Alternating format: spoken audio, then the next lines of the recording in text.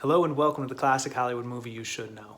I'm Nate Washburn. This week the movie is from 1957, Witness for the Prosecution, starring Tyrone Power, Marlene Dietrich, Charles Laughton, Elsa Lanchester, directed by Billy Wilder, and based on a play by Agatha Christie. Now the story, it's set in 1953. Charles Laughton plays Sir Wilfrid. He's a barrister, which is a British term for a lawyer. He's a trial lawyer. He's kind of like the best defense lawyer for anyone who's accused of a capital crime, such as murder.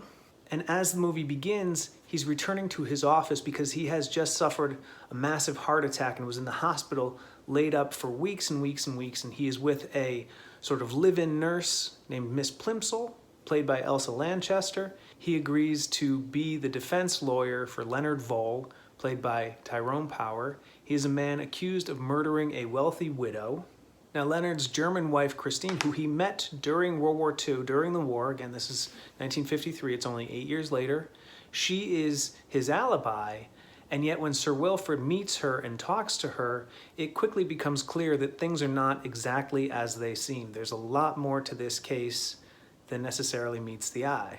And that's all I really want to say about sort of the plot of the movie, because being Agatha Christie, it is a mystery. There's so much stuff going on.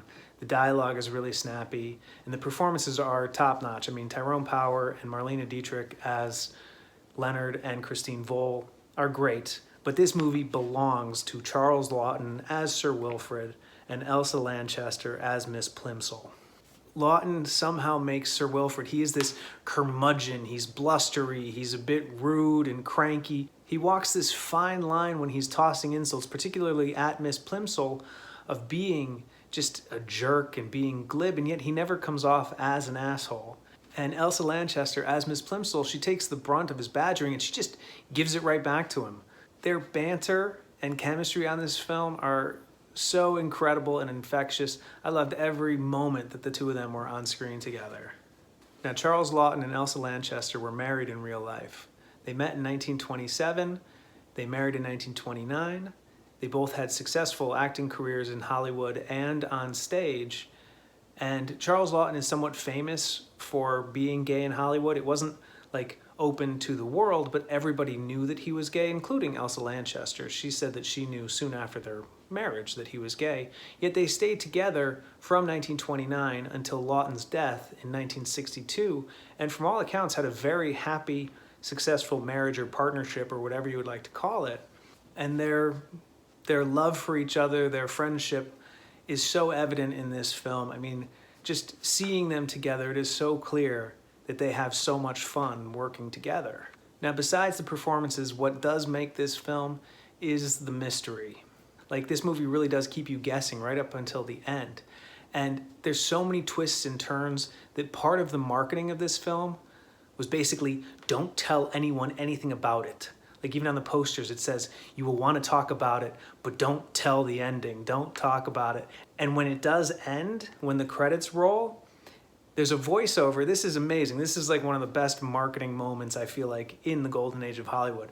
So as you see the end, then you see the credits, and you hear over the credits, and I quote, "The management of this theater suggests that for the greater entertainment of your friends who have not yet seen the picture, you will not divulge to anyone the secret of the ending of Witness for the Prosecution."